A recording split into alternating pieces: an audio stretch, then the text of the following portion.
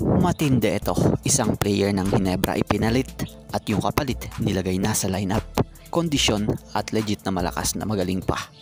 And Junmar, inilabas na ang totoong resulta ng hand injury niya, kung kailan pa ba siya maaaring makabalik sa paglalaro muli.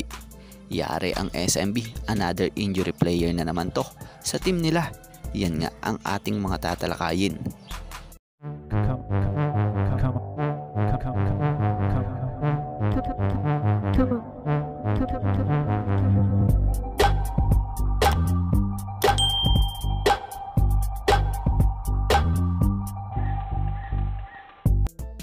So speaking of Junmar Fajardo, kung natatandaan nyo yung huling laban ng Ross kontra SMB, naging maganda at nagkaroon nga ng kaunting tambakan, pisikalan, maging halikan at liga-ligan. Kung saan panalo nga ang SMB sa naging larong ito. Kaya lang yung kanilang sentro injury ang inabot nito matapos ang hindi inaasahang pag-inda ni Junmar sa kanyang kaliwang kamay na sinabing parang may nagsalang buto. So sa nangyaring ito kay Junmar Fajardo, makikitang ibinalik pa muli ito pero may balot na benda na ang kamay nito.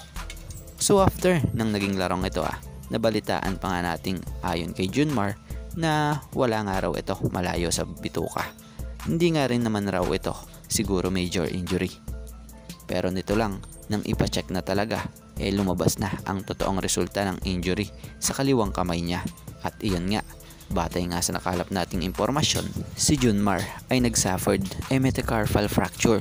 Mapapahinga nga siya ng 4 to 6 weeks ayon nga yan sa team manager ng SMB. So bago nga tayo magpatuloy, baka naman po pwedeng maka-request ng isang like naman po kung nagustuhan nyo po ang update PBA topic natin ngayon. At kung hindi nakakabala sa inyo, pasubscribe na rin po. Salamat po. So magpatuloy tayo. So isang napakahusay ring player ang ipinalit ng Ginebra sa kanilang inalis muna na player.